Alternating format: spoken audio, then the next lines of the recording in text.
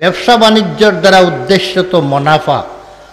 ব্যবসা বাণিজ্যের দ্বারা উদ্দেশ্য হইল মুনাফা হাসিল করা, লাভ হাসিল করা। আর সুদের উদ্দেশ্য হতো লাভ করা, ঠেকা দিয়া লাভ অর্জন করা। তাহলে এটাও তো একটা ব্যবসা। ব্যবসা মালপত্র বিক্রি করিয়া যে উদ্দেশ্য হইয়া থাকে মুনাফা হাসিল করা, সেইভাবে আপনার সুদ দিয়ে টাকা কর্জ দিয়া অন্যর কাছ থেকে তার থেকে লাভ নেওয়া, একজনকে টাকা কর্জ দিয়া তার থেকে লাভ নেওয়া, তাকেই বলে সুদ। কাউকে টাকা কর্জ দিয়া তার থেকে লাভ গ্রহণ করা, সময় একটি নির্ধারিত সময়ের মধ্যে তাকে পরিশোধ করার শর্তে কাউকে কর্জ দেওয়া, এবং সেই নির্ধারিত সময়ের ভিতরে যে উনি এই টাকা দিয়া ব্যবহার করবে, এর বিনিময়ে উপকৃত হইবে এই ব্যক্তি। এর বিনিময়ে টাকা তো দিবেই, নির্ধারিত সময় যখন শেষ হয়ে যাবে। যেমন 1 বছরের জন্য দিলেন বা 1 মাসের জন্য দিলেন কর্জ, সেই 1 মাসের পরে টাকা যেগুলা নিছেন এগুলা তো ফেরত দিবেনই, এর সাথে সাথে তার সাথে একটা লাভও দিতে হবে। এই ধরনের টাকা দিয়া, ঋণ দিয়া, ঋণের বিনিময়ে কোনো মুনাফা নেওয়া, লাভ নেওয়া, এটাকেই সুদ বলা হয়। আরবিতে তাকে রিবা বলা হয়। अब এই রিবা, এটাকে রিবায়ে কোরআন বলে, বা রিবায়ে আসলি বা রিবায়ে হাকিকি বলে। এটাই হইল মূলত আরবের মধ্যে প্রচলিত সুদের লেনদেন। এইটাই ছিল। মানুষ টাকা দিত, কর্জ দিত, কাউর কাছ থেকে টাকা কর্জ নিত, এবং কর্জ নেওয়ার পরে ওইটা নির্ধারিত সময়ের ভিতরে দেওয়ার শর্তে এটাকে কর্জ দেওয়া হইতো, এবং সেই কর্জের বিনিময়ে সে মুনাফাও অর্জন করত। টাকা, মূল টাকার সাথে আরও কিছু লাভ দিতে হইতো। আর যদি সেই সময় মতো দিতে না পারে, আবার সময় বাড়াইতে পারবে। তবে বাড়াইতে হইলে সেই বাড়ানো সময়ের মধ্যে আবার লাভ ধরা হবে, আবার লাভকে ডাবল ধরা হবে, ডাবল লাভ। যেমন এখন 1000 টাকার বিনিময়ে 1 মাসের মাথায় দিবেন, ফেরত দিবেন, আরও 100 টাকা দিবেন। যেমন মাসালান আরও 100 টাকা দিবেন, 1100 দিবেন। কিন্তু যদি আরও 1 মাসের মাথায় যদি এইটা টাকাগুলা দিতে না পারেন, তাহলে লাভ দিতে হবে ডাবল। পরের মাসে 1 মাসে আরও 1 মাসের সময় নিতে চান, সময় দেওয়া হবে, সেই সময়ের মধ্যে মুনাফা দিতে হবে ডাবল। যেমন আরবের মধ্যে এইটাই প্রথা ছিল যে 1000 টাকা দিলেন, মাসালান 1000 দিয়ে 1 মাসের মাথায় দিবেন 1100 টাকা। যদি 1 মাসের আরও 1 মাস যদি সেই সময় পরবর্তীতে সময় নিতে চান, তাহলে 1100 টাকা আপনার কাছে এখন পাওনি হইল 1100 টাকা। 1100 টাকার মুনাফা দিবেন।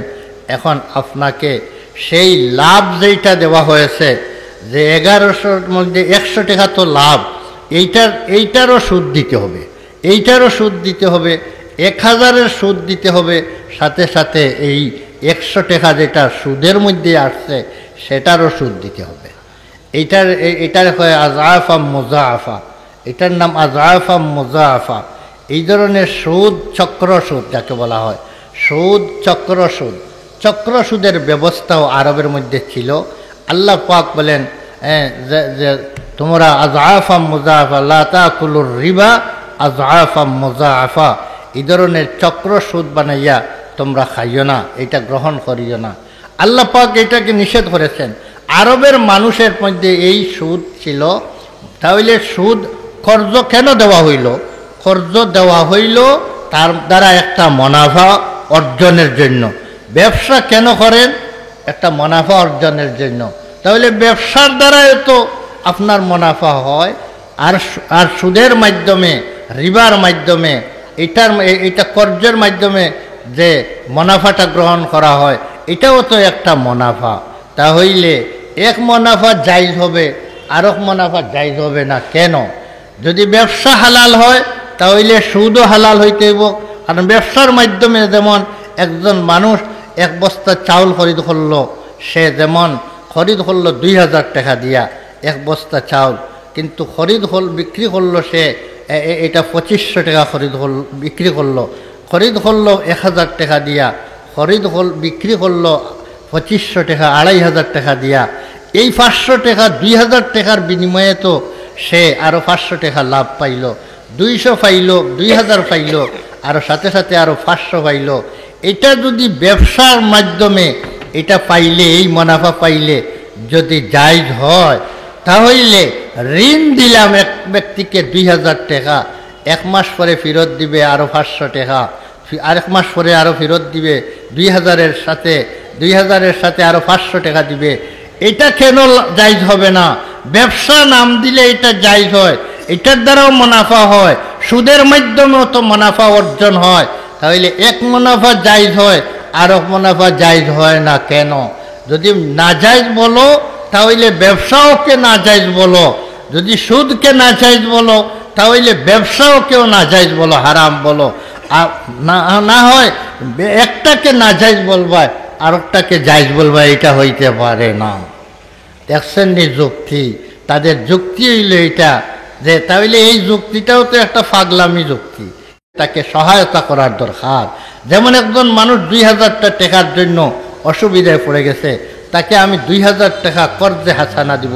কর্জে হাসানা অর্থাৎ এমনভাবে খরচ দিব যে যখন আমার এই টাকাটা ফেরত দেওয়ার তারিখ আসবে, তখন শুধু আমার যে টাকাটা নিছে সেই টাকাটাই ফেরত দিবে। এটাকেই বলে কর্জে হাসানা। এটাই হইল মানবতার কাজ, এটাই হইল মানুষের কাজ।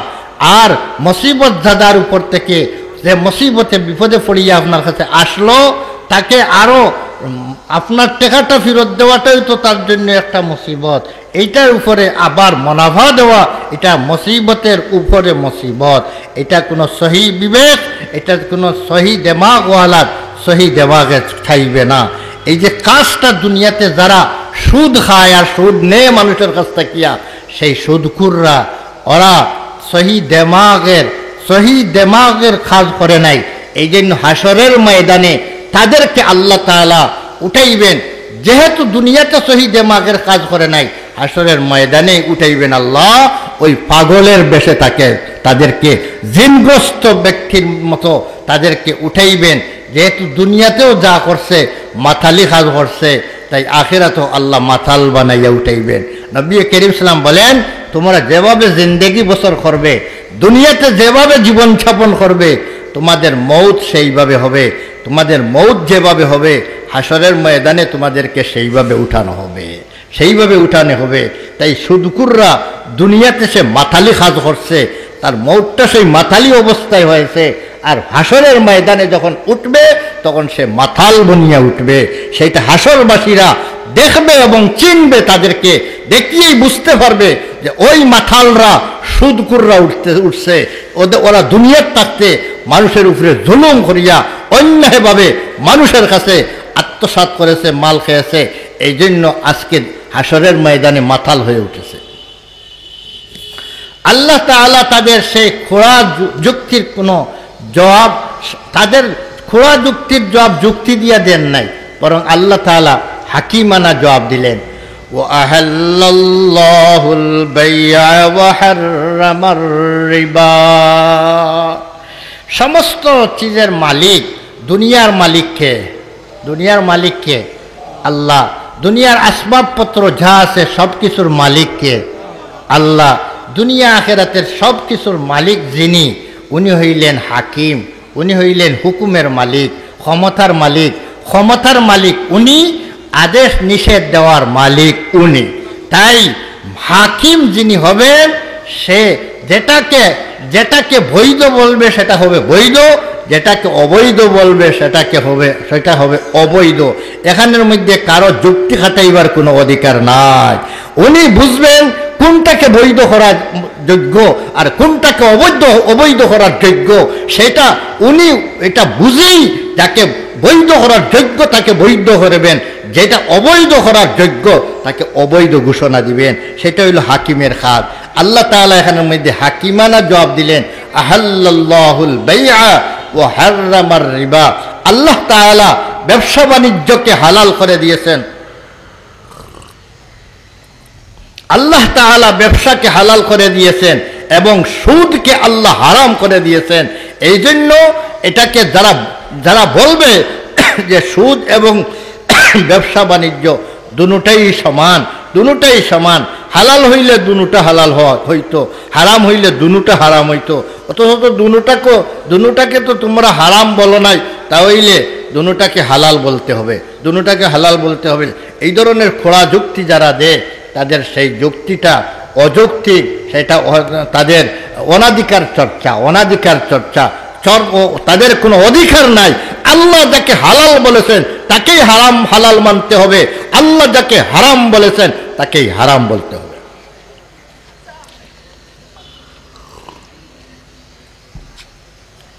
এখন আল্লাহ পাক বলেন, فمن جاءه موعظة من ربه فانتهى فله ما سلف وأمره إلى الله। যাদের কাছে নসিহত আসার পর, অর্থাৎ আল্লাহর আদেশ, আল্লাহর হুকুম আসার পর যারা ফান্তাহা, সেই আল্লাহর হুকুমকে মান্য করিয়া আগে যা বলেছিল তা থেকে ফিরে গেছে, এখন আর সেই কথা বলে না। রিবা এবং সুদ, রিবা এবং ব্যবসা দুটোটা সমান তারা বলে না। এবং তারা যে ব্যবসা, যারা সুদের লেনদেন করত, সুদের লেনদেন থেকে তারা বিরত হয়ে গেছে, সুদের লেনদেনকে বন্ধ করে দিয়েছে। আল্লাহর পক্ষ থেকে নসিহত আসার পরে, আল্লাহর পক্ষ থেকে ফয়সালা আসার পরে এখন আর এই কাজগুলা বন্ধ করে দিবে যারা। ফালাহু মা সালাফ, তাদের জন্য এর আগে আয়াতের হুকুম আসার আগে যা সুদের মাধ্যমে যা লেনদেন করিয়া যা অর্জন করলো। আয়াত নাজিল হয়েছে 8 হিজরিত, 8 হিজরির মধ্যে হিজরতের 8 নম্বর বৎসর এই আয়াতটা নাজিল হয়েছে। সুদ হারামের আয়াত নাজিল হয়েছে হিজরতের 8 নম্বর বৎসর, 8 হিজরিত। এর আগ পর্যন্ত যা লেনদেন করেছেন, যা লেনদেন করিয়া সুদের মাধ্যমে অর্জন করেছেন, আয়াত আসার পরে সাথে সাথে এগুলা মানিয়া, এগুলা থেকে বর্জন করিয়া এখন যদি সে ফিরে যায়, আগের যেগুলা অর্জন করছেন সেগুলার কি ব্যবস্থা হবে, কি ফয়সালা হবে? আল্লাহ বলেন ফালাহু মা সালাফ, আগে যা অর্জন করে ফেলেছে, আয়াত আসার আগে যা অর্জন করে ফেলেছে, সেই সময়কুল অর্জনগুলা তার জন্য হালাল। আগের অর্জনগুলা তার সব হালাল। যদি অর্জন হয় না তাহলে ওয়ামরুহু ইলাল্লাহ, এবং সেই ব্যক্তি যদি তওবা করে ফেলে, আল্লাহ আমি যা করেছি ভুল করেছি, না জানিয়ে এগুলো করেছি, আল্লাহ আমাকে মাফ করে দাও, তাহলে আর কোনো সমস্যা হবে না। আর যদি সে তওবা দিল দিয়ে না করে আর মুনাফিকানা তওবা করে, তাহলে তার তো গুনাহ মাফ হবে না। হুকুম আসার আগে যা খাইছে এগুলা তার জন্য হালাল হয়ে গেছে।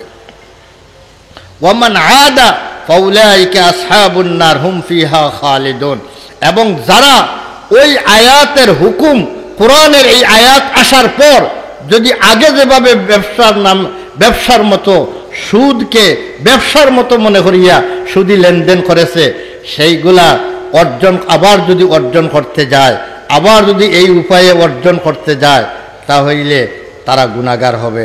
ওমান আদা ফাউলাইকা আসহাবুন নার, ওরা হবে জাহান্নামী। অর্থাৎ আগের মতো কথা যদি বলে যে সুদ আর ব্যবসা দুটোই সমান, এই ধরনের যদি বলে, তাহলে সে কাফির হয়ে যাইবে। আয়াত নাজিল হওয়ার পরে যদি সুদ এবং ব্যবসা সমান বলে, তাহলে সে কাফির হয়ে যাবে। আর কাফিরের ঠিকানা হইল জাহান্নাম, সে হয়ে যাবে জাহান্নামী হয়ে যাইবে। ওমান আদা ফাউলাইকা আসহাবুন নার হুম ফিহা খালিদুন, এবং জাহান্নামে সে 1 দিন 2 দিনের জন্য না, 1 বছর 2 বছরের জন্য না, সে চিরস্থায়ী জাহান্নামী হয়ে যাবে। সুদ হারাম হওয়ার পরে যদি এখন কেউ হালাল বলে, তাহলে সে কাফির হয়ে যাবে। যেহেতু সুদ হারামটা এটা কোরআনের আয়াত দ্বারা হারাম হয়েছে, কাতঈ আয়াতের দ্বারা, কাতঈয়ুস সুবুত দলিলের দ্বারা যেটা প্রমাণিত হয়ে গেছে, এটাকে অস্বীকার করলে সে কাফির হয়ে যায়। এখন যদি কোনো মানুষ যদি বর্তমান সময়ে যদি কোনো মানুষে বলে সুদ কোনো খাইলে কোনো অসুবিধা নাই, সুদের লেনদেন করতে কোনো বাধা নাই, কোনো সমস্যা নাই, এটা হারাম হওয়ার কোনো কারণ নাই, এটাও তো ব্যবসার মতো একটা ব্যবসা, আমার টাকা দিয়া আরেকজনে ফায়দা উঠাইলো আর আমি তা থেকে কিছু ফায়দা পরবর্তীতে নিয়ে নিলাম, এটা তো নাজায়েজ হওয়ার কোনো কিছু নাই। যারা এই ধরনের বলবে তারা কাফির, তারা কাফির। এখন আসি আমরা এই আয়াতের তর্জমা জানলাম, এখন আসি আমরা সুদি লেনদেন। সুদ তো চিনলাম আমরা, সুদ কাকে বলে। সুদ হইল আরবের মধ্যে সেটা প্রথা ছিল। কোরআনের আয়াত নাজিল হওয়ার আগেও সুদি লেনদেন ছিল, সুদি লেনদেন ছিল। এখন সুদি লেনদেন ছিল এবং আয়াত নাজিল হওয়ার আগে যারা মুনাফা করেছে তাদের যদি আয়াত নাজিল হওয়ার পরে আর বিরত হয়ে যায়, আল্লাহ তাআলা তাদের আগের সব মুনাফাকে, লাভকে যা অর্জন করেছে সবকে হালাল করে দিলেন। কিন্তু আয়াত নাজিল হওয়ার পরে যদি এখন যদি কারো কাছে যদি পাওনি তাকিয়ে থাকে, যেমন গত বছরের সুদ রইয়া গেছে 10 লাখ টাকা, আয়াত নাজিল হয়েছে 8 হিজরিত, 7 হিজরিতে আপনার মুনাফা এইটা সুদি লেনদেন করা হয়েছে, এখন ওনার কাছে পাওনি রয়ে গেছে, এখনো আদায় করেন নাই, এমন অবস্থায় আয়াত নাজিল হয়ে গেছে। এই সময় পরে পিছনের যে মুনাফা যেগুলো আছে আয়াত নাজিল হওয়ার পরে আর সেই মুনাফা যদি হাসিল হয়, অর্জন হয়, সেই ঋণগুলা যদি পরিশোধ হয়, সেই ঋণগুলা খাওয়া হারাম। সেই ঋণগুলা এখন যেগুলা পিছনে হাসিল হয় নাই, পিছনে শুধু পাওনি সাব্যস্ত করছেন কিন্তু হাতে আসে নাই, হাতে না আসলে এখন হাতে আসে যদি, এগুলা কিন্তু হারাম। এই জন্য ফতে মক্কার দিন, মক্কা বিজয়ের দিন নবী করিম সাল্লাল্লাহু আলাইহি সাল্লাম সমস্ত সাহাবায়ে কেরামের সামনে এই রিবা সম্পর্কে, সুদ সম্পর্কে ভাষণ দিতে গিয়া নবী করিম সাল্লাম বললেন যে আগেকার যে সমস্ত সুদ কারো কাছে পাওনি ছিল, আয়াত নাজিল হওয়ার পরে সেই সুদগুলা আর কেউ অর্জন করতে পারবে না, সেই সুদগুলা উসল করতে পারবে না, সেইগুলা হারাম। মূলধন শুধু অর্জন করতে পারবেন।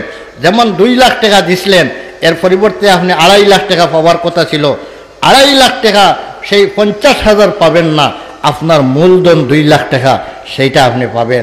মূলধন শুধু পাইবেন, সুদ ওর পিছনের সুদগুলা অর্জন করা জায়েজ হবে না।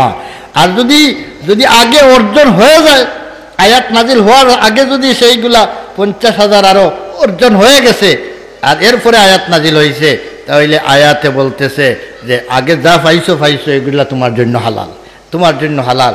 কিন্তু আগে হাতে আসে নাই, আয়াত নাজিল হওয়ার পরে যেগুলো হাতে আসবে সেইগুলা হারাম, হারাম। এই জন্য নবী করিম সাল্লামের চাচা হযরতে আব্বাস রাদিয়াল্লাহু তাআলা আনহু দৌলতমন্দ ছিলেন, অনেক টাকা ব্যবসা বাণিজ্যের মধ্যে অর্জন করছেন, উনি বড় দৌলতমন্দ ছিলেন। হযরতে আব্বাস রাদিয়াল্লাহু তাআলা আনহুর কাছ থেকে মানুষের সুদি টাকা নিত, অনেক টাকা নিত, অনেক টাকা মানুষের ঋণ নিত সুদ হিসাবে, এবং সেই অর্জন উনি অনেক অর্জনও করেছেন। কিন্তু উনি আয়াত নাজিল হওয়ার আগে যা অর্জন করছেন তাগুলো হালাল। আয়াত নাজিল হওয়ার পরে আর যেগুলো এখনো উসল হয় নাই, নবী করিম সাল্লাল্লাহু আলাইহি ওয়াসাল্লাম লক্ষ লক্ষ টাকা হযরত আব্বাস রাদিয়াল্লাহু তাআলা আনহু উসল হয় নাই, আয়াত নাজিল হয়ে গেছে। নবী করিম সাল্লাম মক্কা বিজয়ের সময় সবার সামনে ঘোষণা দিলেন, রিবাল আব্বাস, রিবাল আব্বাস মাওজুউন, রিবাল আব্বাস মাওজুউন। আব্বাস রাদিয়াল্লাহু তাআলা আনহুর রিবা, আমার চাচা আব্বাসের রিবা, সুদ যেগুলা পাওনি আছে মানুষের কাছে সবগুলা এখন আর দিতে হবে না, সব কিছু আপনার ক্যান্সেল, এগুলা আর দিতে হবে না, দিতে হবে না, মূল টাকাগুলা দিবেন। এটা হইল হুকুম, শরীয়তের হুকুম। আয়াত নাজিল হওয়ার আগে যা অর্জন হয়ে গেছে এগুলা বলে সদকা করে দিতে হবে, এটা নয়, এগুলা আপনি খাইছেন। এখন আসি আমরা সুদ, এইটা সুদি লেনদেন আমাদের সমাজের মধ্যে প্রচলন আছে, কিন্তু সুদি লেনদেন একজন মানুষ আপনার কাছে ঋণ নেওয়ার জন্য সুদ 2 প্রকার। এক প্রকার সুদি রিবা, যেটা রিবা 2 প্রকার, একটা হইল রিবাল কোরআন, আর এক প্রকার রিবা হইল রিবাল হাদিস। হাদিসের মধ্যে আরো কয়েকটা জিনিসের কথা উল্লেখ করা হয়েছে, যে লেনদেন ব্যবসা বাণিজ্যের মধ্যেও সুদ আছে, ব্যবসা বাণিজ্যের মধ্যেও সুদ আছে। একটা হইল করজ নিয়া, করজের উপরে সুদ, এটা হইল রিবাল কোরআন। কোরআনের নাজিল হওয়ার আগেও সেই প্রথা ছিল, কোরআনের নাজিল হওয়ার সময়ও এই প্রথা ছিল, এবং সেটাকে রিবাল কোরআন বলা হয়। এবং নবী করিম সাল্লাল্লাহু আলাইহি ওয়াসাল্লাম এর পরবর্তীতে আরো 6টা জিনিসের কথা হাদিসের মধ্যে, সহি হাদিসের, বুখারী শরীফের হাদিস, মুসলিম শরীফের কিতাবগুলোর মধ্যে আছে যে 6টা জিনিসকে নবী করিম সাল্লাম ব্যবসা বাণিজ্যের মধ্যে 6টা জিনিসের কথা উল্লেখ করেছেন। এটার মধ্যেও সুদ আছে। কিভাবে সুদ? এটার মধ্যে সুদের লেনদেন আছে।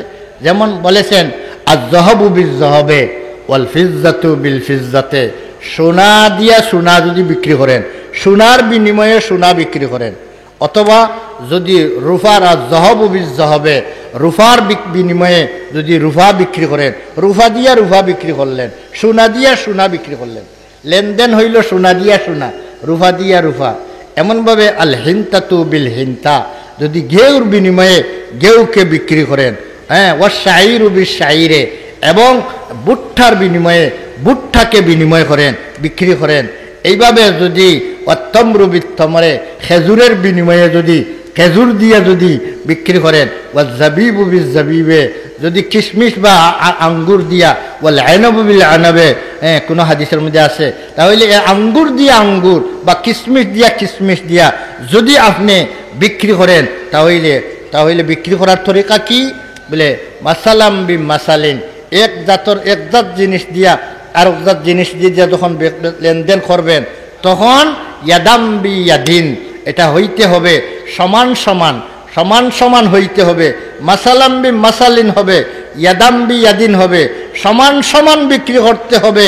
সোনা যতটুকু, ওই একদিকে সোনা যতটুকু, অপর দিকেও সোনা অতটুকু হইতে হবে। একদিকে রুফা যতটুকু, অপর দিকে রুফা অতটুকু হইতে হবে। একদিকে ঘেউ যতটুকু, অপর তার বিনিময়ে ঘেউ অতটাই হইতে হবে। একদিকে যতটুকু ভুট্টা, অপর দিকে অতটাই ভুট্টা হতে হবে। একদিকে খেজুর যতটা, অপর দিকে সে খেজুর অতটাই হইতে হবে। একদিকে আঙ্গুর যতটা, অপর দিকে আঙ্গুর। এই 6টা জিনিসের কথা নবী করিম বলে দিলেন যে সমান করে বিক্রি করা জায়েজ আছে, সমান করে বিক্রি করা জায়েজ আছে। অতিরিক্ত বিক্রি করা, অতিরিক্ত বিনিময়ের মধ্যে অতিরিক্ত নেওয়া, এইটা রিবা, এইটা সুদ। এবং এর মধ্যে বাকি ইয়াদাম বি ইয়াদিন, নগদ হইতে হবে। 2টা শর্ত, একটা হইল সমান হইতে হবে, এবং 2 নম্বর হইল নগদ ইয়াদাম বি ইয়াদিন, হাত বিক্রি করতে হবে। হাতে নিজের হাতে একটা জিনিস আপনার সোনার বিনিময়ে সোনা বিক্রি করবেন, তাহলে দুটা, একটা দিবেন আর একটা নিবেন, এটা বাকি হবে না। এই মজলিস থেকে উঠিয়ে যাওয়ার পরে দিবেন, এটা হইতে পারে না। যে মজলিসে লেনদেন হয়েছে, এই মজলিসে দুটা আদান প্রদান হইতে হবে। তাহলে সুদ হওয়ার মধ্যে অতিরিক্ত নেওয়াটাও সুদ, বাকি বিক্রি করাও সুদ। অতিরিক্ত নেওয়াটাও সুদ, বাকি বিক্রি করাও সুদ। এই 6টা জিনিস বলেছেন। এবং এই 6টা জিনিসও শুধু লেনদেনের ক্ষেত্রে, এই 6টা জিনিসও শুধু সুদ নেই, রিবা নেই, না আরও কিছু রিবা এবং সুদের ব্যবস্থা আছে। ফুকাহায়ে কেরাম এর মধ্যে ব্যাখ্যা বিশ্লেষণ করিয়া বলেছেন, ইমাম আবু হানিফা রহমতুল্লাহি আলাইহি এর মধ্যে ব্যাখ্যা বিশ্লেষণ করেছেন এই কথা বলে যে এই 6 জিনিস শুধু উদ্দেশ্য নয়, বরং আরও যত জিনিস আছে সেই জিনিসগুলোর মধ্যেও সুদ আছে, সুদের লেনদেন আছে। তবে সুদি লেনদেন, সুদ হইতে গেলে দুইটা জিনিস দেখতে হবে, লক্ষ্য রাখতে হবে। একটা হইল যে 2টা জিনিস দিয়া বিনিময় করা হইতেছে, এই 2টা জিনিস হইতে হবে এক জাতি জিনিস, এক জিন্স এক জাত। মানে যেমন আপনি বিক্রি করতেছেন আলু দিয়া আলু, দান দিয়া দান, চাউল দিয়া চাউল, এটা বিক্রি করতেছেন এক জাতি জিনিস। এক জাতির জিনিস যদি হয়, জিনিসটা যদি এক জাত হইয়া থাকে, জাত এক জাত হয়, এবং এর সাথে সাথে যদি তার মাফটাও এক জাত হইয়া থাকে, অর্থাৎ দুটা হইয়া থাকে এমন বস্তু যে এইটা হের দিয়া মাফা হয়, তাহলে দুটা হের দিয়া মাফার জিনিস হয় যদি, তাহলে এটা হের দিয়া মাফার জিনিস হইতে হবে। 2 নম্বর হইল অথবা ওজন দ্বারা, ওজন করিয়া পাল্লা দিয়া ওজন করিয়া বিক্রি করার মতো জিনিস যদি হয়, তাহলে ওজনি বা কাইলি, অর্থাৎ পাল্লা দিয়া মাফার জিনিস, অথবা আপনার হের দিয়া সেরি, যে আমরা আপনার একটা পাত্র আছে সেরি পাত্র হয়, সেই শের দিয়া সেরি হিসাবে আপনার কয়েল ওজন দিয়া মাফার জিনিস যদি হয়, অথবা ফাল্লা দিয়া ওজন করার জিনিস হয়, এই ধরনের বস্তু যদি হইয়া থাকে, যদি দুটা যদি এমন হয় যে দুটা ওজন করার মতো জিনিস, অথবা এবং দৈনটা এক জাতর জিনিস, তাহলে এই যত জিনিস এইভাবে এক জাতর জিনিস হবে, এক জিনিসের জিনিস হবে এবং পাল্লা দিয়া মাফার জিনিস হবে। এই জিনিসগুলোর মধ্যেও সমান সমান বিক্রি করতে হবে, বেশম করতে পারবেন না। আমাদের দেশের মধ্যে অনেক মানুষে বিক্রি করে, যেমন আপনার যে সময় আপনার হালি আপনার জমিনের মধ্যে হালি করতে হয়, এটা জমিনের মধ্যে ধান ফলাইতে হইলে প্রথম হালি জোহরে, এরপরে এই হালি যে সময় ফলাইতে হয় এই সময় বিষের দান যেগুলো আছে এগুলা বিক্রি করা হয়, বিষের দান। তখন একজনের কাছ থেকে বিষের দান আনলেন, যেমন দান আনলেন 1 মণ দান আনলেন বিষের দান, তখন সেই ব্যক্তিকে 1 মণ দানের বিনিময়ে আপনি দান দিয়া যদি বিনিময় করতে চান, তখন সে আরও 1 মণ দান আপনার ঘর থেকে অন্য দান 1 মণ দিয়া দিবেন, এটা বললে মানবে না। এটা আমার বিষের দান, এইগুলার মূল্য তো অনেক বেশি। সাধারণ ধানের মূল্য থেকে তো বিষের ধানের দাম মূল্য বেশি। তাহলে তুমি 1 মণ নিবাই, 1 মণ তার বিনিময়ে দিলে আমি মানব না। 1 মণের বিনিময়ে তুমি 5 মণ দিলে আমি দিব, অথবা কমসে কম 2 মণ দিতে হবে। 1 মণের বিনিময়ে 2 মণ, ওই যে দান দিয়া ধান বিক্রি করলো এইটার মধ্যে যে আরো 1 মণ দেড়ি নিল, সেই দেড়ি 1 মণের নাম রিবা, সেই দেড়ি 1 মণের নাম সুদ। এটা এক জাতি জিনিস। দান যে কোনো দান, সমস্ত ধান এক জাত, তাই দান এক জাতি।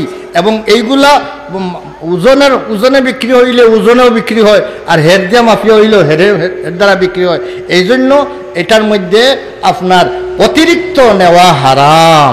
তাহলে অতিরিক্ত আপনি নিতে যদি চান তাহলে ব্যবস্থাও আছে, শরীয়তের আছে। অতিরিক্ত নেওয়ার ব্যবস্থা কি? ব্যবস্থা হইল 1 মণ ধান আপনার বিষের দান, আপনি দান দিয়ে বিক্রি করবেন কেন? আপনি এটা টাকা দিয়ে বিক্রি করেন না, আরও জিনিস দিয়ে বিক্রি করেন। যে সাধারণ ধান বিক্রি হবে বাজারের মন যেমন 1000 টাকা বিকবে, মাসালান 1000 টাকা বিকবে সাধারণ ধান, আর এই বিষের দান বাজারে বিক্রি হয় সাধারণত যেমন 2000 টাকা বিকবে। তাহলে আপনি তাকে 2000 টাকা দিয়ে বিক্রি করে নেন, আপনি টাকা দিয়ে বিক্রি করেন, আর এই টাকা আপনি অতিরিক্ত নিতে পারবেন, অসুবিধা নাই। কিন্তু দান দিয়ে ধান বিনিময় যখন করবেন তখন সমান করতে হবে। শরীয়তের দৃষ্টিতে হাদিসের মধ্যে এই 6 জিনিসের কথা উল্লেখ করা হয়েছে।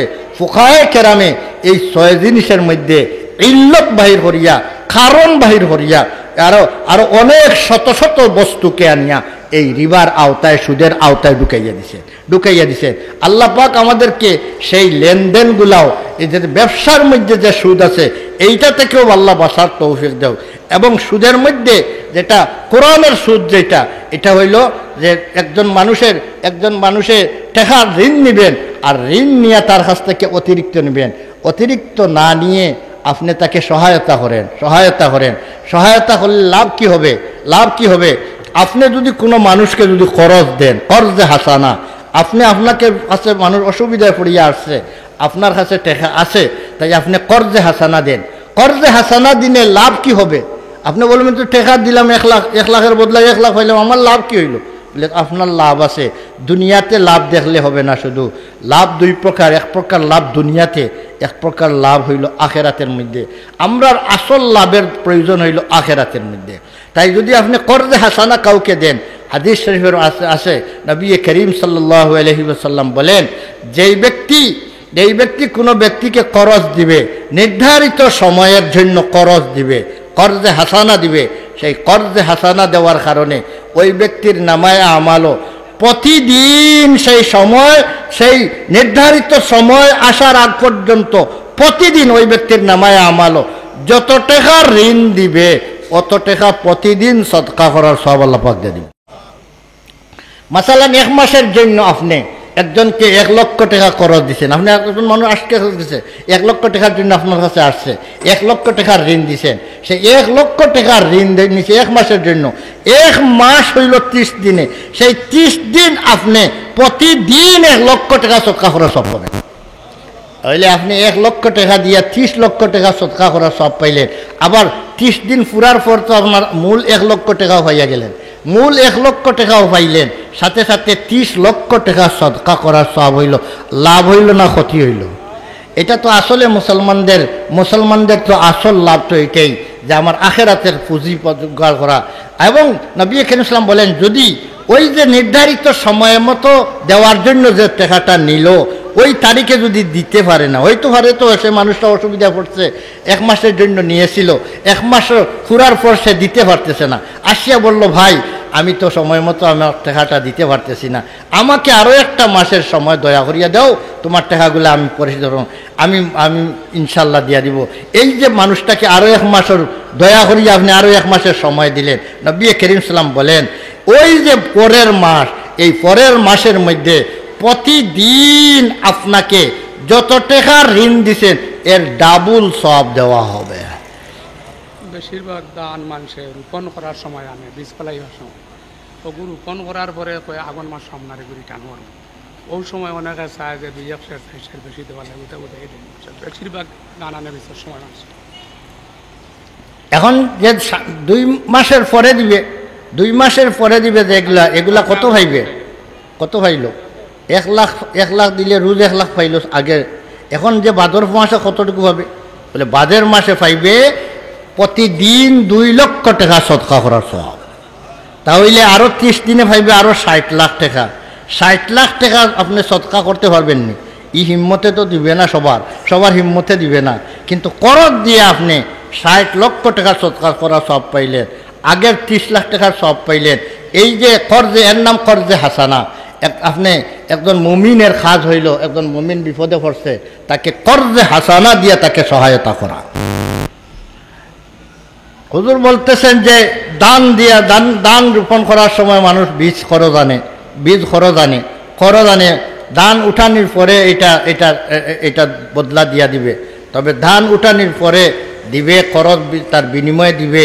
এইটা বিনিময়ে যতটা ধান আনছে অতটা তার জন্য দেওয়া, এটা তার জরুরি। যতটা আনছে অতটাই দিবে, এর পরিবর্তে অতিরিক্ত দেওয়া যায় নয়। হ্যাঁ, যদি কোনো ব্যক্তি কোনো শর্ত নাই, অতিরিক্ত দেওয়ার কোনো শর্ত নাই, যতটা আনছি অতটাই দেওয়ার শর্ত, এটা যদি হইয়া থাকে, আর দেওয়ার সময় ওনার মনের মধ্যে একটা জিনিস আসলো যে তার ধান আনিয়া আমি ক্ষেত করিয়া আমি তো অনেক ধান উপকৃত হয়েছি, অনেক ধান পাইছি, তাহলে এই মানুষটারে আমি আরও 2 সাইজের ধান আমি আমার পক্ষ থেকে হাদিয়া হিসাবে দেই। এটা তার মন খুশিতে যদি এইটা অতিরিক্ত দেয় সেটা সুদ নয়, সেটা জায়েজ আছে। কিন্তু শর্ত যদি হয় দেওয়ার সময় তুমি 1 মণ নিতেছো, দেওয়ার সময় 2 মণ দিবাই, তাহলে এটার নাম সুদ, এটা হারাম। এখন আসি সুদের লেনদেন, যেটা যত টাকা নিলাম এর চেয়ে অতিরিক্ত যদি কেউ নেয় তাহলে তার পরিণাম কি হবে? নবী করিম সাল্লাল্লাহু আলাইহি ওয়াসাল্লাম ফরমান, সুদ যারা খায়, যারা গ্রহণ করে, তাদের জন্য 72টা গুনাহ হয়। 72টা গুনাহ হয়। এর মধ্যে সবচেয়ে নিম্নমানের গুনাহ হইল একজন মানুষ সুদের কারণে সে তার মার সাথে জিনা করলে যতটুকু গুনাহ হয় অতটুকু গুনাহ তার নামে আমালও লেখা হয়। আল্লাহ পাক আমাদের সবাইকে হেফাজত রাখুন।